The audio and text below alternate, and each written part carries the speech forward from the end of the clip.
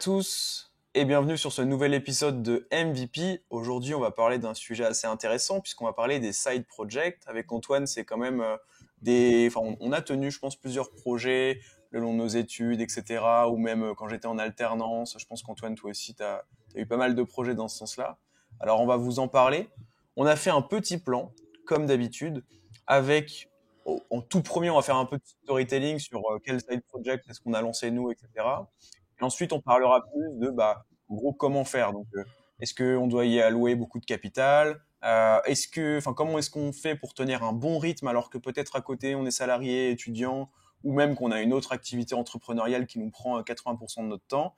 Dans quelle direction globale faut aller, comment juger peut-être de la viabilité d'un projet, vraiment effectuer les meilleures actions, pardon. Et surtout, est-ce qu'il faut s'associer ou pas? Est-ce que du coup un side project c'est pas plus quelque chose qu'on va faire en solo, ou est-ce qu'au contraire vaut mieux s'associer pour avoir 2 fois plus de temps, peut-être mutualiser des compétences, etc. Et on parlera aussi un petit peu de la diversification. Est-ce que quand on a déjà une activité qui prend beaucoup de temps, on peut se permettre de se diversifier en lançant peut-être plusieurs side projects? On va répondre à tout ça. Antoine, qu'est-ce que tu en penses de ce sujet-là? Est-ce que ça t'inspire des choses précises? Ouais, sujet plutôt cool. En plus, je sais que tu en as eu quelques-uns, j'en ai eu quelques-uns, donc je pense qu'on peut commencer déjà par raconter un peu les projets qu'on a lancés depuis le début et ceux qu'on a en ce moment, parce que même en ce moment, si je dis pas de bêtises, t'as plusieurs sites qui tournent. Ouais. Donc toi, Paul, t'as fait quoi comme projet un peu entrepreneur? T'as commencé par, ça a été quoi, soit ton premier site, soit ta première boîte, soit ton premier projet, concrètement? En vrai, moi, mon tout premier site, c'était un site de développement personnel que j'avais lancé pendant mes études. À la base, j'avais genre aucune ambition spécifique, je voulais juste créer un site et rédiger des textes, tu vois. Je me disais, j'aime bien rédiger, vas-y, je vais rédiger, je vais publier ça quelque part. Qu'est-ce qu'il me faut? Je vais pas faire ça sur les réseaux, je vais plutôt faire un blog. Et donc, je parlais comme ça de dev perso un petit peu. Bon, maintenant, quand je regarde le site, j'ai un peu honte, quoi. C'était des trucs, il n'y avait pas d'optimisation SEO ni rien, c'était vraiment full feeling. Et après, j'ai quand même eu plusieurs side projects dans le sens où, quand j'étais en alternance, je bossais quand même le SEO de mon site paulvonjon.fr, justement dans l'objectif de bien le référencer, d'obtenir des clients ensuite. Et même mon personal branding, au final, que j'ai toujours un petit peu bossé. Alors, il y a eu des périodes où je l'ai moins bossé que d'autres, mais quand j'étais à l'agence, en alternance pendant 1 an et demi, je publiais quand même 1 ou 2 fois sur LinkedIn, par exemple. J'avais déjà lancé ma chaîne YouTube aussi, mais c'était pas du tout ce que c'est actuellement, en termes de qualité de vidéo, d'audience, tout ce que tu veux. Mais ouais, j'ai toujours eu un peu des side projects. Toi, Antoine, t'en as eu beaucoup, du coup, des sides?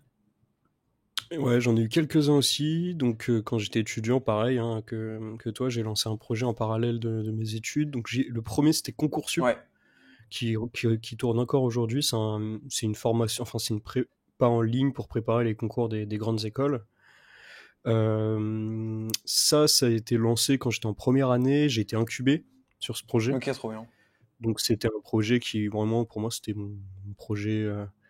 Le projet principal à côté de mes études. Ensuite, j'ai eu une application que j'ai lancée avec 2 associés puis 2 investisseurs qui s'appelait Midnight, qui permettait de trouver les boîtes de nuit autour de toi. Ok. Et enfin, après, je suis revenu à Lille, j'ai commencé l'alternance et là, j'ai repris Concoursup. Ok. Concoursup que j'ai développé pendant 2 ans de plus, donc là, quand j'étais en master. Et après, j'ai directement lancé SEO Monkey après mon diplôme. J'ai lâché Concoursup parce que j'avais plus le temps justement et que ça me rapportait pas assez. Et là, je suis tombé il y a 6 mois à tout casser lors d'un rendez-vous sur un IESEC, donc un peu plus jeune, mais qui avait la même idée Ok. que moi, genre de lancer une prépa en ligne au concours des grandes écoles. Il me dit c'est toi Concoursup et tout. J'ai dit bah ouais et tout, parce que tu sais il avait benchmark un peu les concurrents et on s'est trop bien trouvé. Hier on était ensemble au hôtel à 21h, on faisait 2 3 trucs. Moi j'essaye de pas, justement on va en parler, des risques d'avoir plusieurs projets, surtout quand on a un main qui est en construction, qui est pas encore stabilisé à fond et tout, faut vraiment faire gaffe. Et donc Valentin il l'a très bien compris, j'ai bossé pas mal d'années dessus, donc c'est lui qui bosse dessus, moi je fais quasiment rien. Si ce n'est du conseil, j'ai un alternant aussi qui travaille un peu dessus pour voilà, mettre un peu ma part dedans, mais c'est vraiment Valentin qui gère le projet. Et ça, c'est trop cool. D'ailleurs, on va pouvoir en parler derrière, comment justement soit s'associer, soit se diversifier, Ouais. quels sont les risques. Moi, j'en ai parlé aussi avec d'autres gens qui m'ont dit surtout ne lance pas d'autres projets.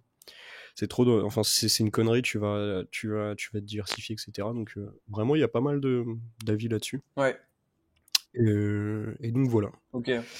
Donc voilà. Super intéressant. Et en une phrase, si tu devais résumer un peu ce que ça t'a apporté, toi, tes side projects, sur tous les plans, hein, tu penserais à quoi directement? Enfin, qu'est-ce que tu dirais? Ah bah, ouais, bah après un side project, alors ça dépend comment tu le. Franchement, il y a tellement de types de side projects différents.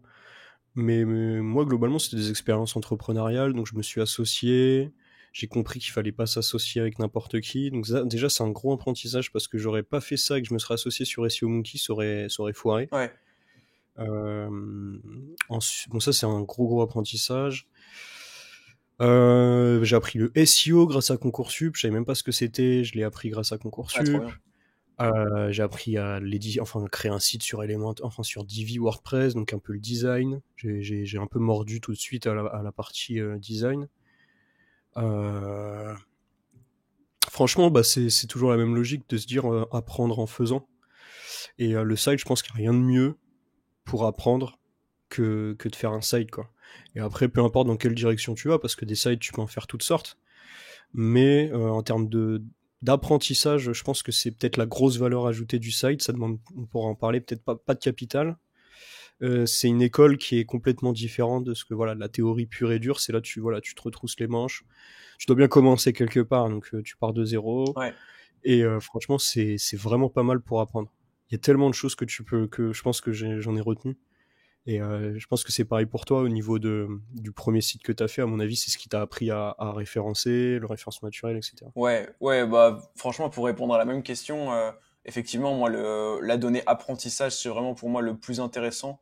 Après, ça dépend du contexte. Si vous avez déjà lancé plein de side projects ou que vous avez déjà des business qui tournent, que vous avez de l'expérience, peut-être que ça vous apportera plutôt un complément de revenu et ça se trouve, ce sera d'ailleurs l'objectif numéro un. Mais en tout cas, quand tu lances tes premiers side projects, quand tu es étudiant ou quoi, c'est clair que le gap, c'est vraiment d'un point de vue apprentissage, quoi. C'est la première fois que tu lances un site, c'est la première fois que peut-être tu vas essayer de penser au SEO, même tu vas peut-être découvrir le SEO avec ça parce que tu vas te dire il me faut de la visibilité, j'ai pas une communauté de 10 000 personnes sur les réseaux, alors qu'est-ce que je fais? Je peux peut-être essayer de remonter dans les résultats de recherche.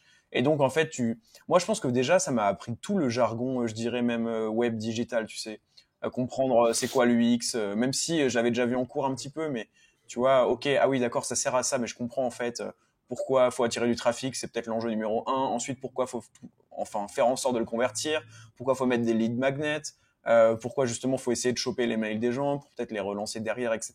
Et c'est vrai que tu comprends toute cette logique-là, même si tu as un site qui fait 0 visiteur, en fait tu la comprends parce que tu dis ah ouais j'ai un site là, mais c'est vrai que si demain je fais des visiteurs, etc. Il faudrait que je mette en place ça, que peut-être que j'optimise mes call to action, etc. Que je me renseigne là-dessus.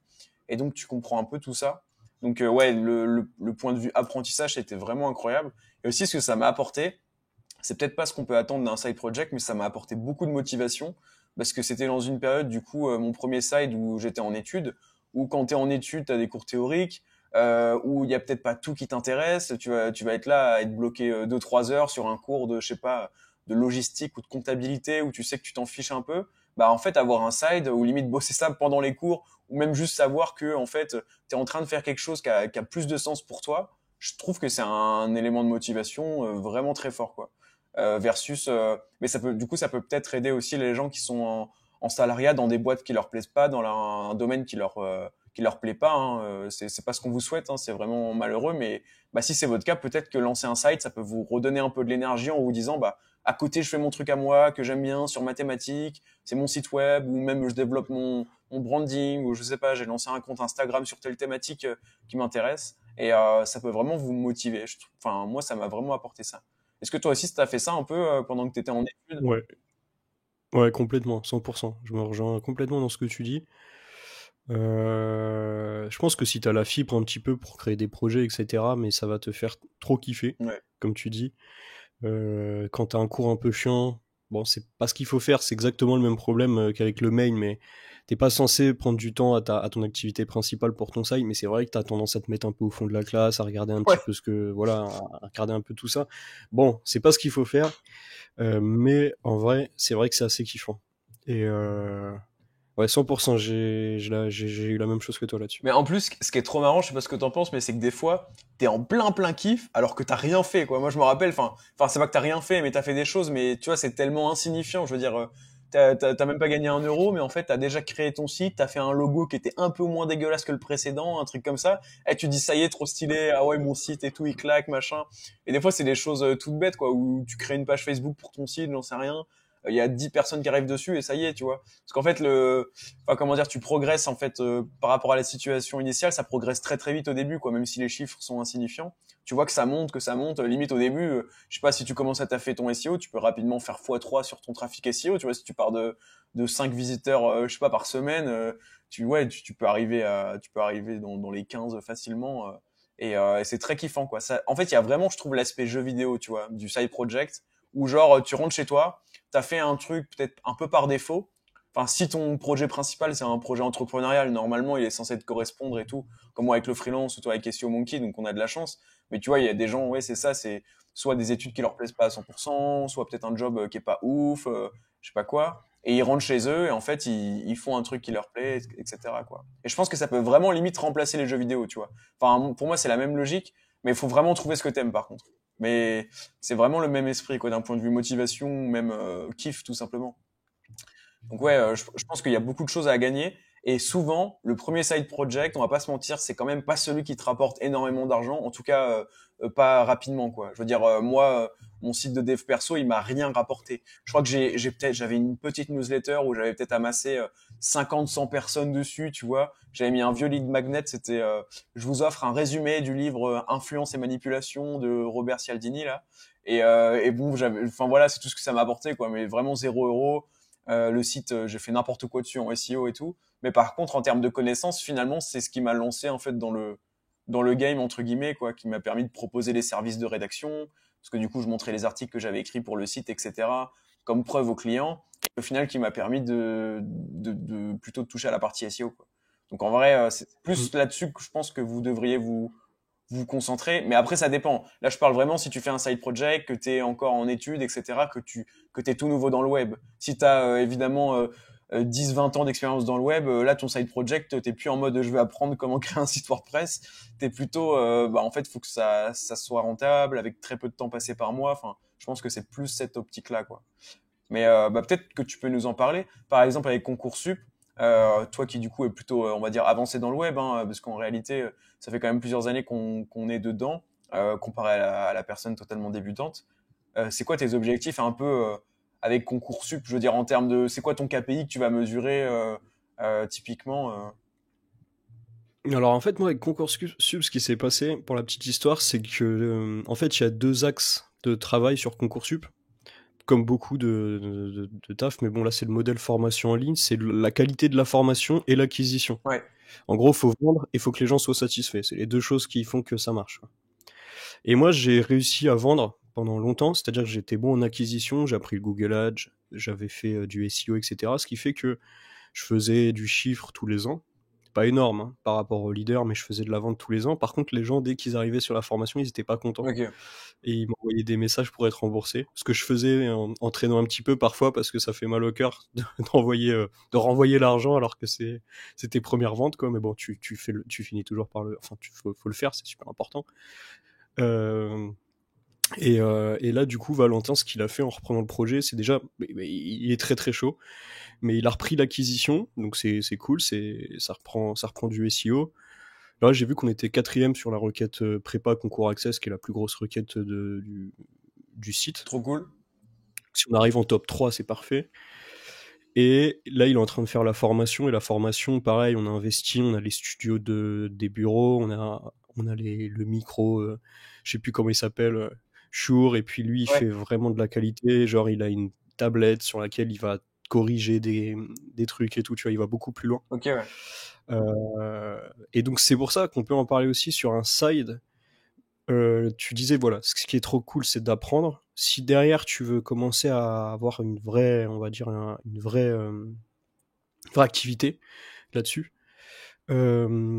Sur un site, ça peut se transformer en activité long terme. Et comme toute activité long terme, Paul, je pense que tu vas être d'accord avec moi, ça prend vraiment du temps en fait. Ouais, C'est-à-dire que quand tu as commencé le freelancing, c'est pas du tout d'un coup que tu as commencé à avoir voilà, de l'acquisition, des bons process, etc. Ça prend vraiment du temps. ouais, Et donc, sur un side, si tu veux le transformer en business rentable, etc., il va falloir à un moment que tu te dises, OK, en fait, c'est un projet super long terme que je vais vraiment très très bien faire.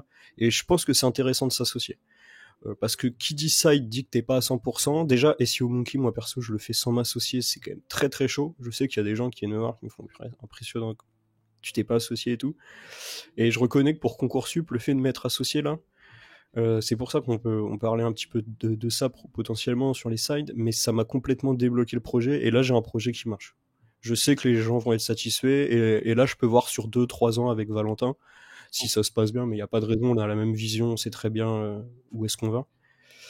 Et ça, c'est trop cool parce qu'on peut faire quelque chose de ouf, quoi. ouais. Même si c'est un side, on a une vision commune et il s'occupe de la satisfaction, de la formation. Je suis censé m'occuper de l'acquisition. Aujourd'hui, je fais aussi l'acquisition, mais bon, j'ai 4 ans de job sur le site, donc Bah oui. il a du retard, il a des choses à rattraper un petit peu, tu vois. Et après, on va voir comment ça évolue. J'ai un peu dérivé, mais en gros, ce que je voulais dire par là, c'est que moi, en tout cas, de mon expérience, les deux sites que j'ai eu quand j'étais étudiant, Concoursup et Midnight. Midnight, ça a bien marché parce que j'étais associé. J'étais pas assez déter, même, quand j'y pense. Il y avait clairement un gars qui était plus déter que les autres et qui a fait décoller le projet. Ok. Concoursup, j'étais bien déter et bah, ce qui a marché, c'est l'acquisition. Comme quoi, tu vois, c'est quand même beaucoup de choses différentes dans une boîte. Typiquement, pour ce projet, c'était créer la formation qui était c'est ultra long, quoi, de faire une bonne formation et faire de l'acquisition. Ouais. Et donc là-dessus, déjà qu'un site, par définition, ça prend pas tout ton temps. Alors, si tu peux t'associer avec quelqu'un de confiance et avec qui tu peux voir sur le long terme sans problème, et bah franchement, je pense que c'est un gros plus. Ouais. Et bien sûr, ça dépend des sites, hein, forcément. Ouais, c'est clair. C'est clair. Mais je vais rebondir sur un truc parce que tu disais que le side, fallait le penser vraiment long terme. Bah, ça revient un peu à ce que je disais avant, que faut pas s'attendre quand tu lances un side à générer de l'argent hyper rapidement, quoi. Surtout si tu débutes dans le web, on va dire de manière générale. Et en fait, ça me fait penser à la logique que j'avais moi quand mon side project c'était le freelancing. Bah, pendant longtemps, ça m'a rien apporté ou très peu, tu vois, peut-être 300 € par mois, etc. Même 500 € tu vois, à des moments. À la fin de mes études, ça commençait à me rapporter genre dans les 1 000 € par mois, ce qui est genre énorme quand tu es étudiant. Mais en fait, ce que je me suis toujours dit, c'est que il fallait que je me focus sur les points qui allaient vraiment bénéficier à long terme et qui allaient faire que mon activité allait être pérenne à long terme. Et en l'occurrence, j'avais identifié que c'était la compétence SEO, puisque je suis mon propre produit, donc il fallait que je sois vraiment bon en SEO, j'ai des bons résultats, parce que bon, tu peux faire toute l'acquisition que tu veux, si t'es mauvais et que tes clients ils commencent à faire, je sais pas, des posts LinkedIn sur toi ou des trucs comme ça, en fait t'es vite, c'est terminé pour toi quoi. Ça peut aller très très vite. Donc voilà, et surtout l'acquisition long terme. Et donc là, c'est pour ça que je m'étais vraiment focalisé sur le SEO, parce que je me disais en fait le SEO, je vais le bosser un peu tout le temps. Au début, ça va rien m'apporter, sauf qu'à la fin, si je me débrouille bien, en fait, c'est ça, je m'étais dit, où est-ce que je devrais passer du temps. Enfin, j'avais imaginé un peu la situation utopique, entre guillemets, la meilleure, et c'était en fait que les leads arrivent tout seuls. Et je m'étais dit, moi, je veux ça, j'ai pas envie de prospecter plus tard, j'ai pas envie de passer du temps à galérer tous les mois à trouver de prochains clients ou je sais pas quoi. Et donc, je m'étais dit, il faut absolument que ça tombe tout seul. Et donc, je m'étais dit, bah, pour ça, il y a le SEO et le branding, c'était les deux choses que j'avais vues. Et en fait, c'est des trucs que j'ai vraiment développé, bah, particulièrement le SEO. Le branding, c'est plus assez récent au final. Ma chaîne YouTube qui marche et tout, c'est quand même assez récent. LinkedIn, pareil, c'est avant, j'ai jamais publié autant que aujourd'hui. Twitter, bon, c'est toujours un peu au feeling, mais globalement, c'est pareil, ça a pris assez récemment. Mais en tout cas, le SEO, ouais, je m'étais vraiment focus dessus très tôt, en me disant, bah, en fait, si ça marche, si je me retrouve dans cette situation où les leads tombent tout seul, c'est quand même royal. Et au final, c'est ce que ça a fait. Et je pense que c'est hyper important de raisonner comme ça pour un side project, parce que par définition, t'as pas énormément de ton temps à allouer au projet. Alors si tu galères ou que tu effectues toujours les mêmes actions en boucle et que ça scale pas un petit peu ou que les revenus sont pas s'additionnent pas entre guillemets, bah en fait tu perds vite du temps pour rien et tu stagnes.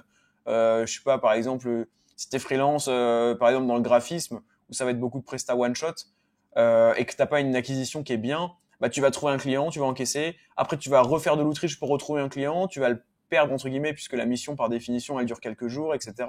Et donc voilà, alors que si tu te focuses sur les trucs qui vont t'apporter à long terme, à savoir le SEO ou le branding, enfin oui, en gros on va dire ça, SEO et branding, hein, c'est les réseaux sociaux et le SEO.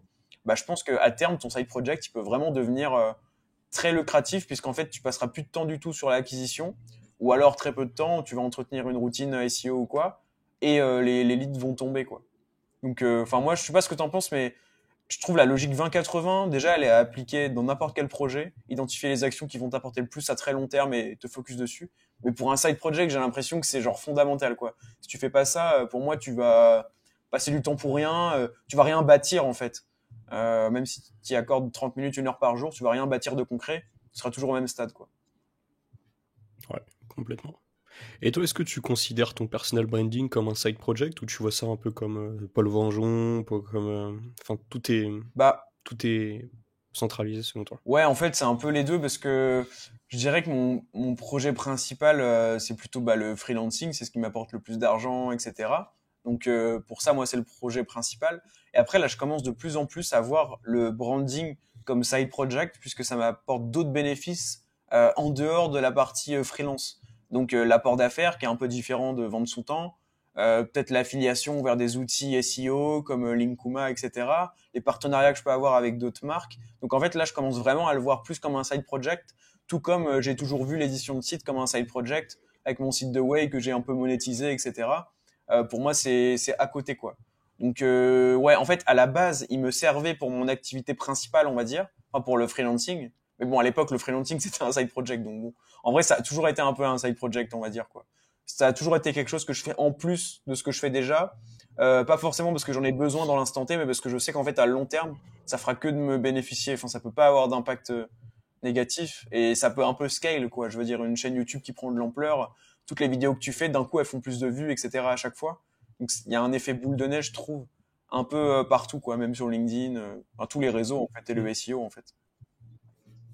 Ouais. Mais ça, c'est intéressant parce que je m'étais noté dans le plan aussi direction globale. Ouais, Donc même si tu considères que tu fais des sides, je pense que c'est important, et après on va parler des risques justement de se diversifier, d'avoir une direction globale, et ça, justement, cette direction globale permet de pas justement avoir ce risque de diversification. Et typiquement, toi, je trouve ce que je trouve intéressant dans ta vision, c'est que peut-être qu'un jour, Paul Vengeon, personal brand sera différent que ton site, qui sera peut-être soit encore du freelancing, soit voilà de la vente de services, etc. Et je trouve ça super solide comme modèle parce que tout est lié sans l'être. Et du coup, ça peut te permettre de développer voilà tout un écosystème et finalement deux sides.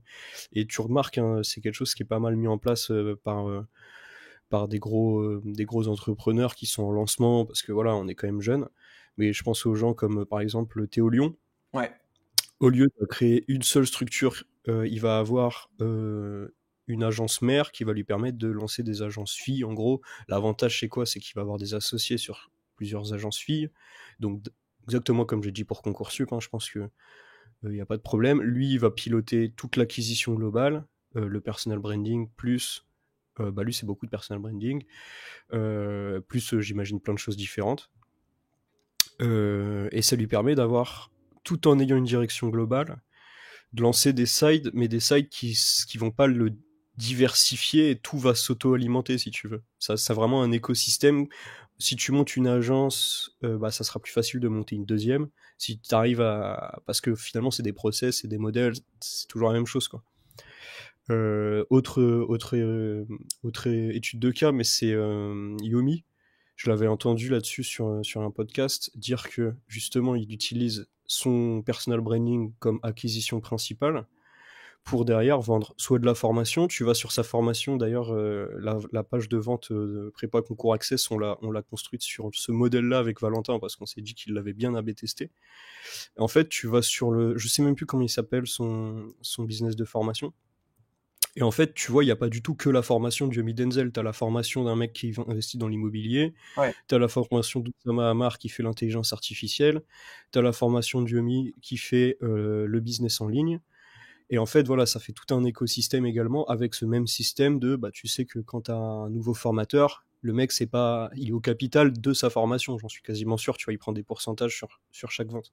Et donc, c'est des sides, enfin, c'est des projets dans un projet global. ouais, Et je pense que, bon, il y a plein d'exemples comme ça. C'est ce qui permet justement de ne pas avoir le risque de la diversification, on va dire, qui est en fait globalement, bah, on va délaisser un projet pour en faire un nouveau et au final tout se casse la gueule, quoi. ouais, Et d'ailleurs à ce sujet-là, j'en ai parlé avec les gars de la Quinca un jour. Je leur ai dit, est-ce que ça serait pas intéressant de se diversifier, d'aller chercher des modèles un peu plus passifs, parce que le modèle agence, on pourra en faire un podcast, il est un peu difficile, quoi. Et ils m'ont dit, eux, selon eux, tu vois, mais après, je pense que chaque chose en son temps, mais ils m'ont dit surtout pas, parce que justement, le risque, c'est que, enfin, tu vas diversifier, tu vas comment dire, tu vas pas réussir à monter deux projets en même temps. ouais, Moi, j'avais déjà pour idée, tu vois, de monter un incubateur avec cette idée un petit peu de direction globale, mais en même temps, je suis assez d'accord, c'est un peu le bordel.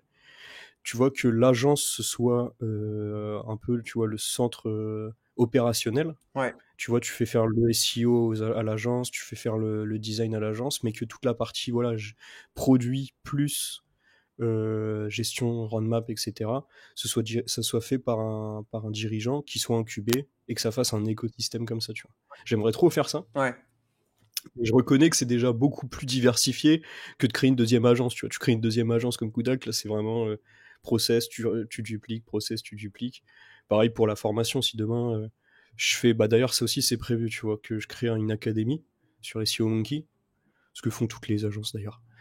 Bah ça, tu vois, pour moi, c'est un autre projet, tu vois, et donc j'aimerais bien m'associer là-dessus, mettre un CEO, quelqu'un à fond au capital, et puis que ce soit son projet, mais que ça permette également de former nos consultants en interne, que tout soit lié. Et donc, ouais, je sais pas ce que t'en penses, mais je pense que important de réfléchir quand on fait plusieurs choses. Est-ce qu'on peut avoir une direction globale sur le long terme qui nous permette de tout, d'avoir voilà un écosystème ouais. qui s'auto-alimente. Quand tu crées un process pour tous tes projets en même temps, etc. Ouais, mais en fait, le fait que tout aille dans la même direction, pour moi, le branding, ça te permet ça et ça t'oblige de faire ça un petit peu. Parce qu'en fait, moi, je me suis toujours dit, ok, enfin, quand j'ai commencé à communiquer sur LinkedIn au tout début, que je faisais un peu de tout, je parlais d'acquisition sur LinkedIn et tout. Et à un moment, j'ai pris plutôt le tournant SEO et je me suis dit, mais maintenant, enfin, tu vois, demain, je vais pas commencer à dire comment obtenir des clients via LinkedIn parce que je voulais vraiment qu'on se dise Paul Vengeon égale SEO, tu vois. Et je pense qu'aujourd'hui, c'est assez clair et que tout le monde le sait. En tout cas, tu vas sur mon profil ou quoi, c'est très très clair que je fais du SEO et que je fais que ça. Et je pense que d'un autre côté, c'est aussi un truc qui te permet de te diversifier quand même parce que si tu as un personal branding assez fort, bah en fait les gens ils vont te suivre dans tout ce que tu fais entre guillemets, au moins d'un point de vue storytelling sur LinkedIn par exemple. Et donc je sais pas si demain par exemple je vendrais jamais d'autres services, je pense que le SEO. Mais si demain je crée une marque par exemple, ça c'est un truc qui me tend très bien, tu vois, de créer une marque, je sais pas, une marque e-commerce et de me dire ok, je suis presta pour des marques. D'ailleurs, j'ai référencé des marques, etc. Je sais très bien comment faire. Aujourd'hui, moi, je vais faire ma marque. Je sais pas, dans une thématique qui m'intéresse, comme la nutrition ou ce genre de truc, tu vois. Et ça me botte très bien. Et ça, je sais que ça marche bien, en tout cas sur LinkedIn, même Twitter, parce que les gens me suivent. En plus, ils comprendraient qu'il y a une logique SEO évidemment derrière tout ça. Et je pense que ça peut être un bon truc pour se diversifier, se dire bah voilà, je continue d'avoir enfin 4-5 clients en presta, mais ça me libère du temps et du coup ça me permet de faire ça. Et donc je dirais qu'à la fois faut pas t'éparpiller n'importe où, en tout cas en termes d'expertise, je pense, surtout si tu es prestataire de service, parce que sinon les gens vont juste pas comprendre ce que tu fais. Puis un freelance qui fait UX, SEO, développement web et tout, automatisation, c'est pas sexy du tout parce que tu te doutes bien qu'ils maîtrisent pas tout à 100%. Par contre, sur des projets entrepreneuriaux peut-être qui sont, je dirais, en dehors des hard skills, bah je pense que ça peut être intéressant quand même, tu vois, d'avoir un personnage. Mais toi, tu vois, tu me rejoins sur en gros, mon idée de l'incubateur, donc créer des marques qui n'ont rien à voir avec le SEO et le Ouais, service, comme un e-commerce. Et moi, j'ai eu des warnings là-dessus, en mode attention, trop différent, tu vois, typiquement Concoursup, pour être transparent avec toi, je ne peux pas bosser dessus, j'ai pas le temps, tu vois. Ouais, J'ai pas le temps pour bosser déjà, j'ai pas le temps de faire tout ce que j'ai à faire sur SEO Monkey. ouais, Donc si j'ouvre un autre projet, ça marche pas, c'est sûr et certain. Donc Concoursup, c'est parce qu'en fait, je l'avais bossé pendant 5 ans, tu vois, de la première à ma 5e année, et que j'ai trouvé un gars qui a compris qu'en fait, bah, il reprenait le projet, bien qu'on soit associé, et que si ça marche, je me remets dessus, on réfléchit, tu vois. Mais je pourrais pas. Et du coup, il y a une vraie question, hein, je pense, hein, parce que même toi, là, tu viens de dire que ça te ferait kiffer de monter un site e-commerce. Après, toi, tu as peut-être plus de temps que moi ouais. sur ton modèle. Mais en tout cas, ça serait vraiment deux modèles qui seront complètement différents, tu vois. Et typiquement, ce dont on se parlait là, la semaine dernière, parce que forcément, on voit des niches passer en SEO, etc. Je pense que c'est cool, mais en vrai, c'est beaucoup de taf pour pas grand-chose au début, tu vois. Alors que si demain, on se dit, par exemple, peu importe, mais si toi, par exemple, tu dis, je monte une formation SEO, bah là, ça sera peu de taf pour beaucoup de choses, parce que tu restes dans ton expertise, Ouais, ta crédibilité, tu vois, cette idée de direction globale. Et moi, ouais, pareil, de tu ouf. vois, même si, mais en gros, l'idée, c'est que si je crée une académie SEO Monkey, je sais que ça va me permettre de former mes consultants, donc d'augmenter la qualité de mes services, de faire de la trésor, d'augmenter ma notoriété, parce qu'en communiquant sur la formation, je vais communiquer sur ma boîte. Tu vois, tout est Ouais, un écosystème, tu vois. ouais, c'est clair. Alors que l'incubateur, créer une marque e-commerce, etc., je pense que oui, c'est une connerie, tu vois. Ah, du moins à court terme, peut-être que c'est un truc beaucoup plus ambitieux qui te permettrait de lancer plein de projets différents, etc. Mais c'est quelque chose qui vraiment dilue ton temps, en fait. Dilue ta force de frappe. Et moi, je sais que c'est vraiment un warning qu'on m'a mis, c'est Ouais. attention, Non, mais en vrai, connerie, va pas te lancer là-dedans, quoi. je suis assez d'accord. En fait, parce que si demain je lance une marque e-commerce ou quoi, par exemple, bon, déjà de base, j'ai plus de temps libre que toi, ça c'est une certitude. On compare pas nos emplois du temps, mais déjà j'ai pas d'emploi du temps, donc je pense que ça en dit beaucoup. Non, mais j'ai une to-do list et tout quand même, évidemment. Mais je veux dire, enfin, c'est sûr que j'ai plus de temps libre, donc déjà je serais plus propice que toi à lancer un site comme ça. Mais d'un autre côté, je vois très bien ce que ça impliquerait de faire, et je serais quand même obligé de cutter du temps que j'alloue plutôt à mon personal branding, par exemple. Typiquement, je sais pas, écrire un post LinkedIn tous les jours, bah peut-être que là, je me dirais, ok, je vais me dégager du temps, donc en fait, je vais en faire 2 par semaine. La vidéo YouTube, enfin hebdomadaire, ça restera toujours, la newsletter hebdomadaire aussi. Mais tu vois, peut-être que déjà sur LinkedIn, j'essaierai de cut du temps. Peut-être que au lieu de prendre 5 clients, j'en prendrai que 4, parce que je pourrais pas non plus tout faire passer, effectivement. À moins de travailler tous les week-ends d'arrache-pied, ce qui est possible. Mais bon, en l'occurrence, là, j'ai envie de visiter et de kiffer un peu. Mais effectivement, je pense que je devrais me diversifier forcément. Et par contre, sur la formation SEO, bah, c'est pareil, ça me demanderait peut-être de cut un peu momentanément des activités, mais c'est clair qu'à la fin, une fois que c'est tourné et que ça va pile dans le sens de mon audience, que j'aurai des clients via mon audience, alors que la marque e-commerce, j'aurai pas de clients via mon audience ou par pur hasard, tu vois. Mais je veux dire, sinon, les gens ils vont pas se dire, je fais confiance à Paul pour acheter, je sais pas, un truc de nutrition, alors que enfin, ils me connaissent comme expert dans le SEO, quoi. Mais ouais, en vrai, c'est des questions à se poser, quoi. Moi, je sais que ça me plairait bien d'un point de vue KPI kiff, qu'on a déjà parlé. Ça me brancherait bien, tu vois, de me dire, vas-y, je fais une vraie marque à côté. Après, rien ne m'empêche, par exemple, de capitaliser sur un site d'édition comme Temple de la Way et de commencer à vendre mes produits dessus, sachant qu'il y a du trafic, tu vois. Enfin, ça pourrait être. Après, je pourrais réutiliser ça. Mais oui, clairement, ça serait investir, ça serait redémarrer quelque chose en fait, remettre les efforts du début, le temps que ça paye, que ça fasse l'effet un peu boule de neige, etc. Et ça, oui, bah tu gaspilles beaucoup d'énergie. Mais je pense, en vrai, je pense que c'est un calcul à faire, tu vois. Mais si tu le fais le calcul de manière objective et que tu dis, ok, par semaine, j'y alloue tant de temps, ça me nécessite de cutter ça, ou alors de travailler plus à tel moment, et que tu te dis, je pense que je peux tenir le rythme, et franchement, j'ai trop envie de le faire, bah en vrai, je vois pas le souci. Mais dans ton cas, par exemple, oui, je pense que dans 99% des projets comme ça que tu pourrais lancer, enfin oui, je pense que la majorité serait des conneries entre guillemets, parce que déjà, t'as pas le temps de faire tout ce que tu voudrais faire pour SEO Monkey. Donc, en fait, Ouais, ouais, ah ouais, je te rejoins. C'est vraiment cette notion de direction globale, d'essayer de tout centraliser, quoi. Parce que quand tu commences à te diversifier, ben, ça, je pense que ouais, ça peut être problématique. D'ailleurs, à ce sujet, je voulais te parler d'un truc. C'est pour ça que je pense que l'association, c'est important quand tu fais des sides. Alors, le premier projet, je pense que c'est pas forcément obligatoire de s'associer. Tu vois, ni toi ni moi, nous sommes associés et ça marche. Mais si tu réfléchis vraiment sur une construction d'écosystème, etc. Donc là, c'est pareil, hein, comme tu le disais, c'est pas le premier site, c'est le site quand tu as déjà un business qui tourne et que tu peux pas en faire d'autres, en fait.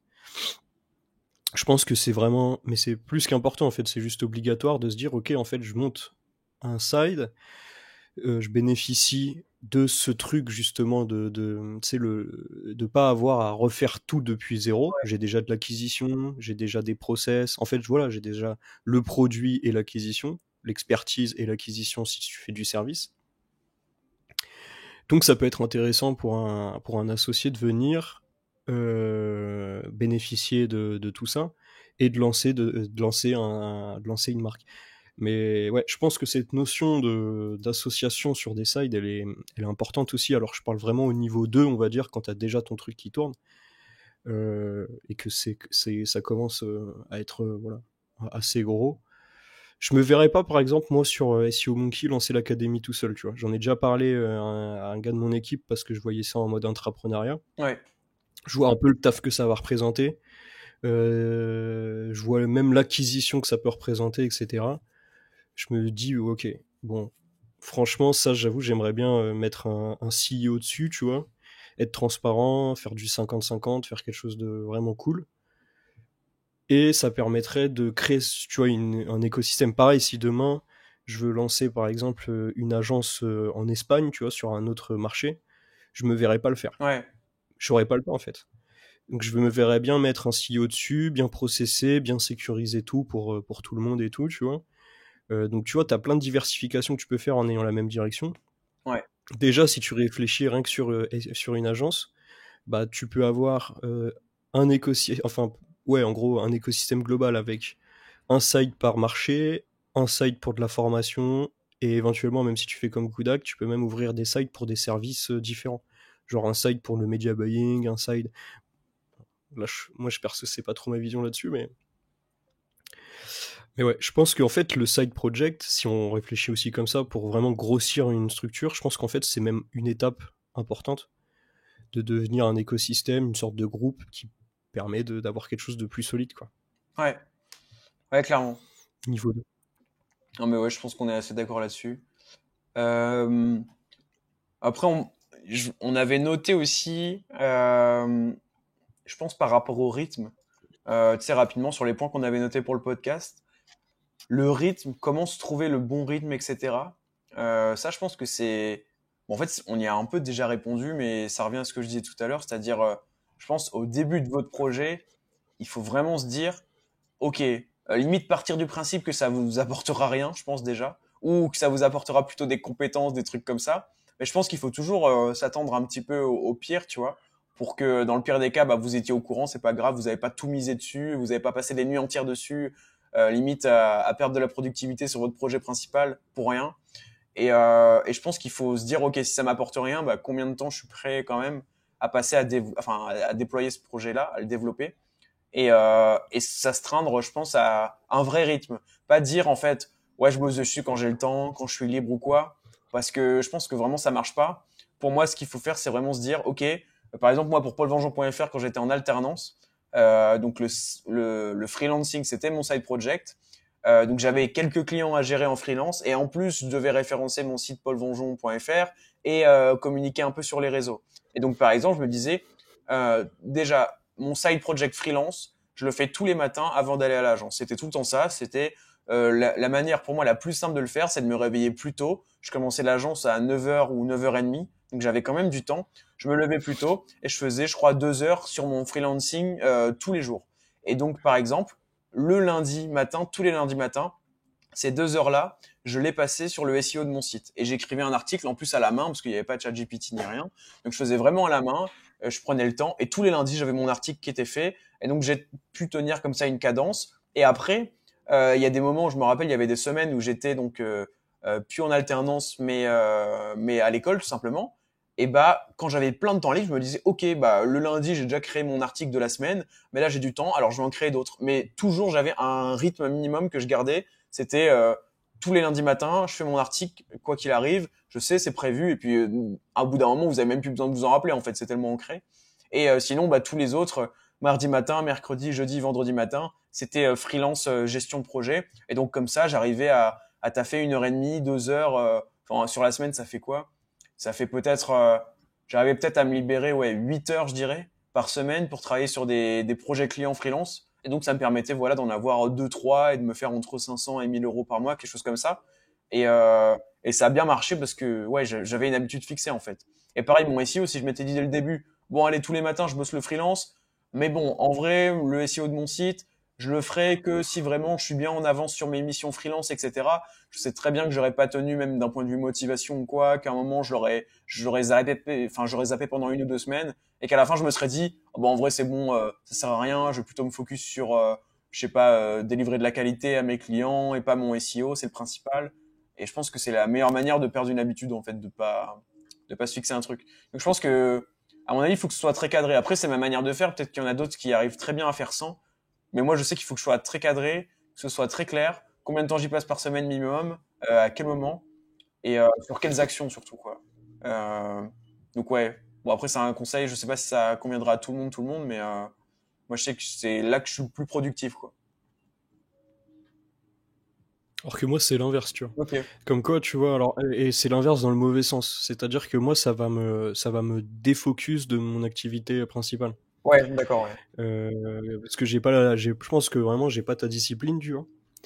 Et moi, si je me mets dans un side et que ça me fait vraiment kiffer, typiquement quand j'étais en alternance, etc., je commençais un peu à travailler des fois quand j'avais rien à faire, tu sais, parce qu'en alternance, c'est toujours des emplois du temps un peu légers, sur le projet. Pareil, quand j'étais en cours, je commençais un peu à travailler sur le projet. Et du coup, ça m'a quand même défocus de ce qui aurait dû être même mon projet principal, c'est-à-dire la fin de mon master et puis mon alternance, tu vois. Ouais. Donc c'est vraiment le danger. Et moi, personnellement, j'avoue, j'ai pas eu la discipline pour, tu vois, me dire, je me lève 2 heures plus tôt, puis ensuite je vais au taf. Au taf, je fais le taf, je rentre. Et ensuite, ouais, Mais, voilà, tu vois, j'ai pas réussi à bien scinder tout ça, tu vois, pour être ouais, honnête. mais tu vois, enfin, moi, je te dis ça, c'était surtout pendant mes périodes d'alternance. Parce que les semaines où j'étais en alternance, mon but quand j'étais à l'agence, c'était vraiment d'apprendre le plus possible. J'avais quand même pas mal de Ah, parce trucs que à toi, faire. J'étais pas sous l'eau, mais j'avais des trucs à faire. Donc voilà. Mais par contre, mes semaines d'école, c'était un peu plus comme toi, hein. C'est comme tu disais. En fait, j'avais toujours en tête le fait que toutes les semaines, je devais faire dans tous les cas le SEO de mon site. Alors si je pouvais, je le faisais le lundi, mais bon, si le lundi je commençais à 7 heures, j'allais pas non plus me lever à 5 heures exprès. Mais j'avais toujours ce rappel-là. Et après, les clients en freelance, c'était vraiment ah ok, ah ouais, ce mercredi-là, on finit à 14 heures. Tu sais, limite, je la prends le jour même parce que je regarde pas trop mon emploi du temps. Je me dis bah trop cool, je rentre, je vais pouvoir faire 3 heures de freelance pour ce client-là parce que j'ai une étude de mots-clés à boucler, ce genre de truc quoi. Donc ouais, en fait, ça dépend. Si tu as un emploi du temps qui est fixe tout le temps le même, toutes les semaines, bah là, je pense que tu peux anticiper, avoir une discipline, comme je disais, te réveiller plus tôt. Mais si tu es par exemple en période de cours et que ton emploi du temps, il change vraiment tout le temps, bah là, oui, je pense que c'est plus logique de s'adapter, voire de le faire pendant des cours que t'aimes pas trop, même si c'est pas recommandé. En fait, enfin, vous pouvez le faire, mais pour moi, tu peux le faire ça pendant les cours que si tu es sûr que même sans side project, en fait, ce cours-là, dans tous les cas, tu t'as jamais rien fait, tu feras jamais rien, et tu vois, tu sais que c'est, enfin voilà quoi. Moi, je sais que j'en avais deux trois des cours comme ça, donc je le faisais, mais bon, sinon clairement, autant le faire en rentrant chez soi, quoi. Ça dépend ce que vous faites comme étude d'ailleurs, mais en général, dans les écoles de code, des trucs comme ça, t'as quand même un emploi du temps qui est assez léger certains jours, en tout cas dans la semaine, qui te permettent normalement de taffer ça, peut-être au lieu d'aller boire des bières ou faire autre chose, quoi. Donc, bon, vaut mieux faire ça, quoi. Mais bon, Ouais, et puis ça reste, comme tu dis, une source d'apprentissage de fou. C'est marrant, on se l'était même pas noté dans le plan, mais en vrai, c'est le plus du side project quand tu te lances, quoi. Quand c'est ton premier et que t'as encore rien mis en place. C'est une source d'apprentissage qui est vraiment, vraiment, vraiment incroyable, quoi. ah, c'est clair, hein. Non, c'est abusé, quoi. En fait, ça te met les pieds dans un monde que tu connaissais pas du tout, quoi. Parce que moi, le digital concret, je veux dire, j'en ai entendu parler du digital avec mes études, mais je m'étais jamais mis concrètement les pieds dedans, quoi. Ou le truc le plus concret que tu fais en école, c'est des petits projets, des présentations. Limite, tu vas créer un site une fois dans tes études supérieures et puis c'est tout. Et ça va jamais très très loin. Alors en même temps, c'est normal, ils peuvent pas nous faire faire enfin des trucs de fou non plus. Ils ont pas le temps, mais ouais, je pense que ça t'apporte un vrai truc, quoi. Enfin, moi, je sais que ça m'a boosté de ouf, quoi. Limite, j'étais plus content, mon état, on va dire, de bonheur et de kiff, de plaisir au quotidien était meilleur, même les moments où je bossais pas dessus, juste parce que je savais que j'étais en train de faire un truc, tu vois, que en mode, en ce moment, j'ai un projet que j'essaie de faire et tout, et j'en parlais même à peu de gens, mais juste te dire ça, je trouve que c'est hyper motivant, quoi. Enfin, ça Ouais. te donne la déter. Est-ce qu'on fait les questions des auditeurs ou pas? Ouais, ouais, bien sûr. T'as pu préparer ça? Ouais, ouais. On n'a pas Je oublié? vais, je vais les ressortir rapidement. Je crois il y en avait une ou deux. Attends, je vais te ressortir ça. En tout cas, ouais, toutes les semaines, maintenant, on va clairement le faire. Euh, Ouais, et on va mettre dans le podcast, tu sais, on peut poser des questions. Du coup, on va vous donner la possibilité de poser votre question directement, plus dans la description YouTube. Comme ça, au moins, on aura des questions, on pourra aller chercher vos questions. ouais, c'est clair. Du coup, il y avait deux questions. Your Clean House qui nous dit comment monter un site de niche. Donc c'est une question assez générale. Mais enfin, je sais pas si tu veux y répondre, Antoine. Ouais, bah moi, je dirais WordPress, Divi, Elementor. Comme ça, t'as quasiment tout qui est déjà fait. Ok. Tu dirais quoi, toi, Paul? Ben en fait, moi, enfin, je pensais que sa question était plus générale. Là, tu as répondu d'un point de vue tech. Alors, je sais pas, oui, ça se trouve, il entend d'un point de vue tech en plus, hein, je sais pas du tout. Mais moi, j'aurais dit vraiment plutôt, j'allais partir sur une réponse type se focus, ouais, essayer déjà de trouver une niche rentable, peut-être en faisant un peu des A/B tests avec de l'ADS ou quoi, avant de lancer un site en SEO sur cette thématique-là. Et ouais, après, sinon, bah, je pense que t'as le bon combo. Moi, j'aime bien, pareil, WordPress Elementor, même avec Elementor Pro, tu peux faire des choses assez sympas. Et ouais, bah après sa question est assez large quoi. Moi j'essaierai quand même de repérer s'il parle en SEO, je pense qu'il parle en SEO. J'essaierai de repérer vraiment une thématique où je sais qu'il y a du cash à faire et que la concurrence SEO est pas hyper grande. Parce que par définition, si tu veux faire un site de niche et que t'as pas pour ambition de faire un énorme site avec une autorité de malade mental, je pense que tu as plus pour ambition de te nicher sur quelque chose pour avoir des résultats les plus rapides possibles et dépasser peut-être des acteurs plus généralistes. Et du coup, j'essaierai vraiment de trouver ouais, une thématique où il n'y a pas de gros acteurs. Typiquement, mon site Temple de la Way, c'est un peu le mauvais exemple, parce que j'ai pas du tout eu cette logique-là en amont. Justement, j'étais plutôt dans une logique, je rédige sur une thématique que j'aime et tout. Bon, ça marche aussi, mais il faut vraiment le faire longtemps du coup. Euh, Ouais. mais les acteurs qui sont en face de moi sur de la Way, bon, des sites thématisés vraiment que en Way, il y en a pas beaucoup. Par contre, des sites qui parlent de Whey ou de compléments alimentaires, je peux te dire qu'il y en a. Et ouais, typiquement, je me suis retrouvé en face d'acteurs comme Darwin Nutrition, par exemple, qui est l'exemple pour moi parfait. C'est-à-dire un acteur qui a beaucoup, beaucoup d'autorité sur le sujet, pas de ta niche, mais le sujet qui est juste au-dessus, donc les compléments alimentaires. Et il rentre très, très bien sur tous les compléments, etc. Et donc, bah là, je crois que je l'ai dépassé sur une ou deux requêtes. Mais sinon, ouais, l'effort que tu dois mettre pour faire ça, c'est un peu plus fort que si j'avais peut-être trouvé, je sais pas si je m'étais dit, ok, je veux parler des compléments alimentaires, bah, peut-être que j'aurais mieux fait de parler d'un complément alimentaire qui est peut-être un peu moins connu, comme je sais pas les EAA par exemple, c'est un truc un peu plus niché où il y a peut-être moins de concurrence quoi. Donc ouais, Ouais. je pense qu'il faut avoir cette logique là. Mais en tout cas, 100%, ouais, essaye de viser une niche si tu veux faire du SEO. Donc, genre, comme tu as bien expliqué avec niche nutrition, en dessous il y a la niche complément alimentaire, en dessous il y a la niche whey, etc. Essaye vraiment de viser quelque chose de très très niché parce que sinon tu vas pas pouvoir ranker. Ouais, Et c'est marrant, c'est deux visions différentes. Donc, soit tu vises quelque chose qui te fait kiffer pour le faire sur le long terme, c'est plutôt une bonne idée. Soit tu fais une étude sémantique globale pour aller chercher des tendances, etc. Mais là, tu vas potentiellement faire quelque chose qui ne t'intéresse pas du tout. ouais. Moi, j'ai des exemples à l'agence, hein, des sites qui rankent très bien, très vite, et c'est des niches, voilà, hein. T'as pas envie d'en C'est pas les niches. Bah, en vrai, je pourrais, mais je vais pas le dire pour la cliente parce parler. que Non, vu non. que c'est Non, justement je les disais c'est niches, des niches, ça t'as serait pas envie cool. d'en parler en mode, t'as pas envie de rédiger sur la thématique quoi, genre ça donne pas envie. Bah ouais, c'est toujours des trucs. Bah, je pense qu'il y a des gens qui kiffent, tu vois, t'as des trucs cool. Et encore, par exemple, je t'en avais cité une la semaine Ouais, ouais, dernière. Voilà, t'as vraiment pas envie d'en t'as pas parler, envie quoi. d'en parler. Mais oui, par contre, la démarche est totalement différente, quoi. Ouais, c'est clair. Après, je pense qu'il y a Moi, je ferais ça, je pense. Si vraiment je voulais faire de l'édition de site, je ferais une niche et je ferais que de la transactionnelle. Comme ça, au moins, je me fais pas chier, entre guillemets, à écrire. Je fais que de la page de vente et je vois comment ça rank, plus du netlinking. ouais, Et au moins, bah, c'est l'informationnel qui te demande une certaine passion, hein. La transactionnelle, il y a un moment où voilà, hein. après, je pense qu'il y a un entre-deux à faire et que tu peux faire un mix.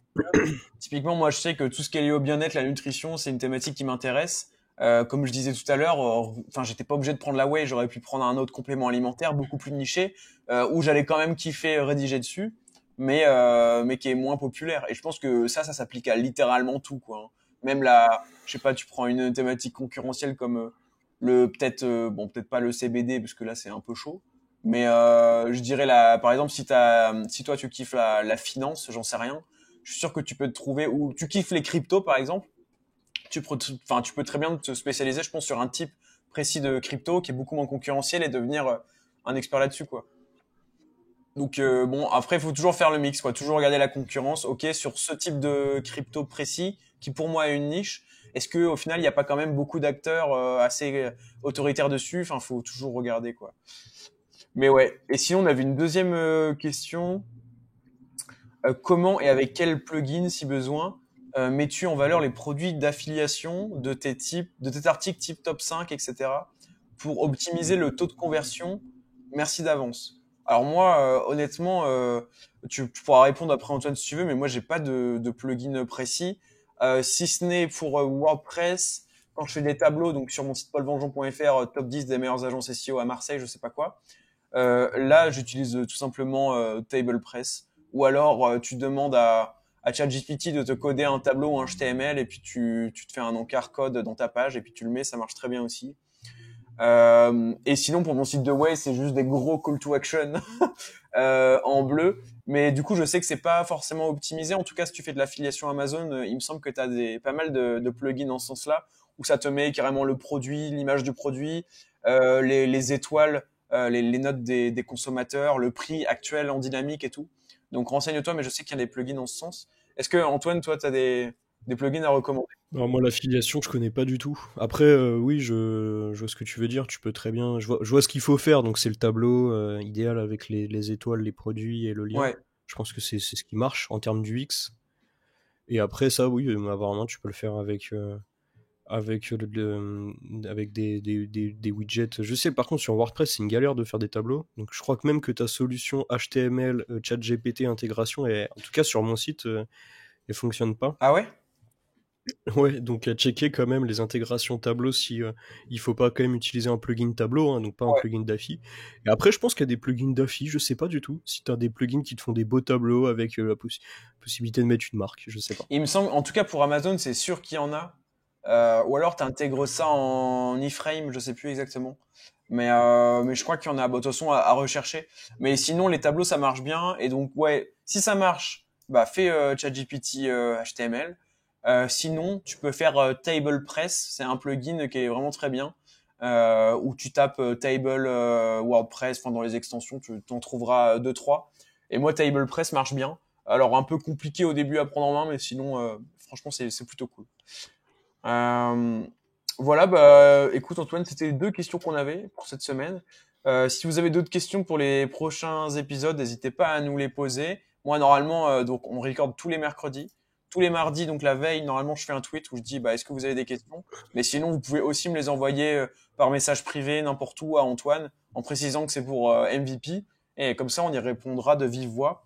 Ça vous permet d'avoir une réponse un peu plus longue, détaillée, versus si vous nous posez peut-être des questions sur les réseaux sociaux, des fois on n'a pas forcément le temps de répondre à tout. Donc là au moins ça permet de répondre bah, de A à Z à vos questions. Antoine, est-ce que tu avais un truc à ajouter? Non, du tout, bah lancez vos sides, hein. Ouais, c'est Lancez ça. vos sides et puis faire un site, ça prend pas beaucoup de temps et ensuite apprenez. Si vous êtes encore en lancement, vous allez kiffer.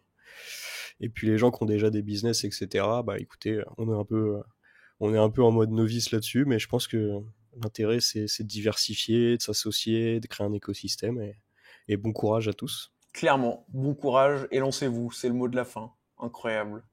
Bah écoutez, à la semaine prochaine. À la semaine prochaine. Ciao.